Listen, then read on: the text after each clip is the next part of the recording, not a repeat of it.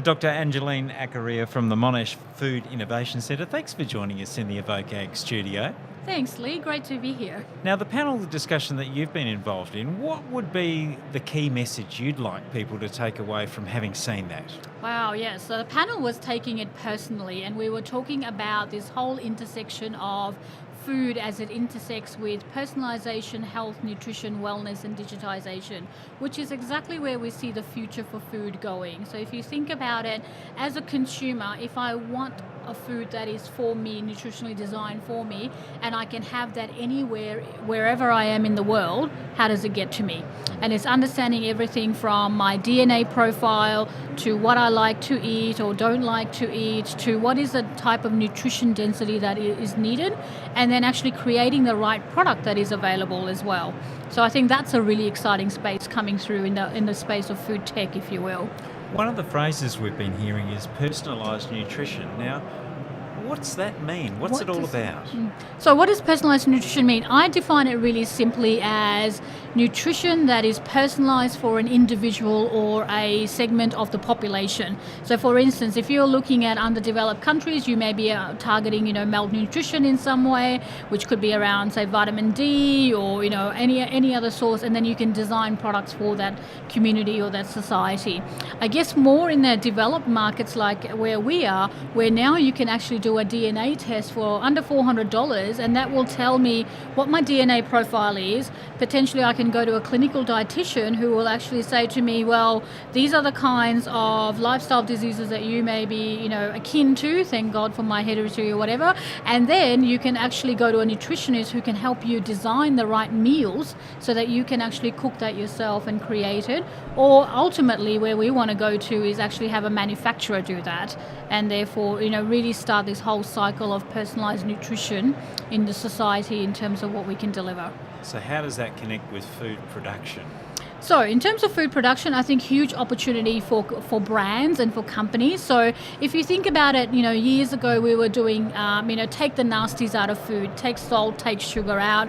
Then we went to better for you, so something with less fat or whatever, and adding in there for more functionals like probiotics. We're now moving to this space of personalized nutrition, or I'll give you another one, it's called precision nutrition, which is really down to understanding what is the density of a nutrition profile that you need in a food.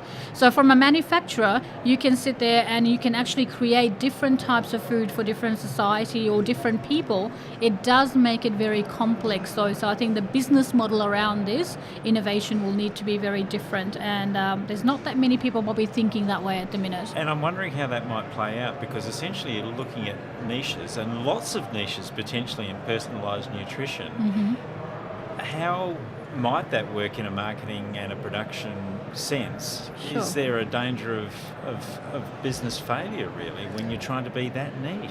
I think it's a good question. So the question is not bad niche, but good niche, as I say. And it's also about looking at, if you go to the trouble of actually, creating a bespoke type product for a bespoke audience or a group of people, then you want to charge at a premium opportunity as well, because you're going to have high functionals in there. You've actually taken a lot more effort in creating that food rather than just a normal recipe that you value added to. So I think the opportunity here is actually around how do you create these foods for the population that's willing to pay.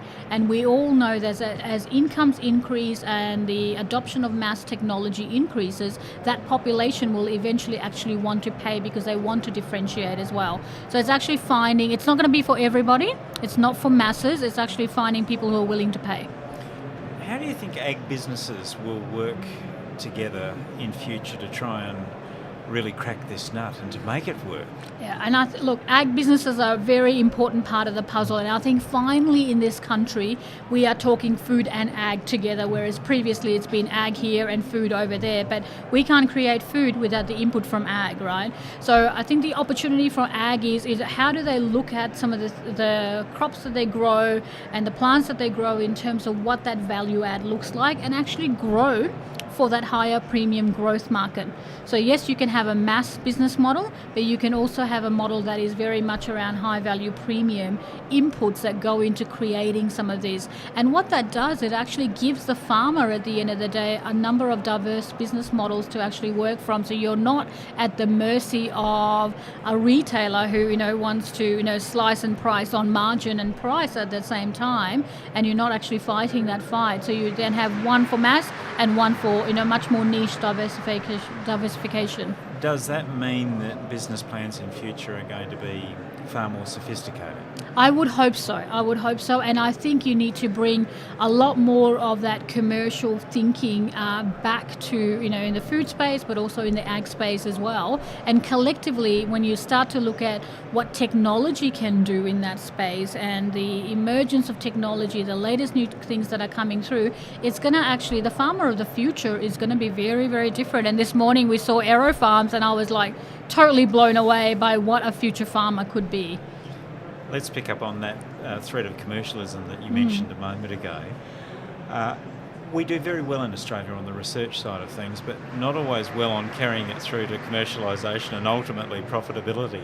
What do we need to do to become better? I think yes, it's a very good question, and I would say probably where the food innovation and now Monash Food Innovation has transitioned to in a university like Monash is actually a great example of that. So here we are actually now working and bringing a lens of commercialization, market and consumer led, and trying to couple that with research, technology, and in the food and ag space. So how do we actually not just have a research or a technology push that goes out for commercialization, but making sure our researchers are actually working on the right things that are needed. And of course, not always the consumer is always going to tell you exactly what they want, so it's a push and pull. And it's like the iPhone. No one said we wanted the iPhone and now we can't live without it. So as you start to look at the next sort of changes that are coming in the world of food tech and ag tech, I think that's also going to start from research, but we need to very quickly couple that with the commercialization aspect as well as market-driven demand, because no point just doing research if it actually doesn't value add at the end of the day. Do you have confidence that we'll get that right? I think we will. I think, and the reason I say that is probably more so in Australia than ever before. We are now absolutely talking about food in such a big way. And I think previously it's probably happened in other sectors like defence and mining and things. But in food and ag tech now all coming together, I think you've got the right mix of capability. I think as always, as we even heard this morning, it's about actually how do you bring the fragmented pieces to actually work together for the bigger pie, rather than just slicing and dicing the pie and making narrow opportunities. And Angeline, what do you think might be some of the big innovations we could see in the next decade? Very good question. Everybody always asks me that. So I'm a big, sort of believer. If you start to look at the intersection of technology coming in, so let's take 3D food printing, for instance, which is still very much in its infancy. There's been a fair bit of work done in the Netherlands around this space. And the reason why I say technology, because every consumer always gets excited by technology, right? So if you can watch something, if you can watch a piece of meat being 3D printed in front of you, and could that actually eventually replace beef from a cattle, for instance? Wow, that could be the holy grail, right? But what's going to be important that drives that is that consumer who's willing to probably pay another 50%, another 100% more for that to happen. So I think the advent of technology as it comes in, I think you'll always have a mass consumer that is interested in better for you, healthier options. So you'll start to see a lot more of functional food coming in a much bigger way than there have been. So probiotics now, all of a sudden, I think the lay consumer is waking up to it. But probiotics we were looking at 10, 20 years ago when I was kind of doing my honours year, right? So it's eventually now starting to come through. Exciting times. I think so. Dr. Angeline Achariya from the Monash Food Innovation Centre, thanks for joining us in the evokeAG studio. Thanks, Lee.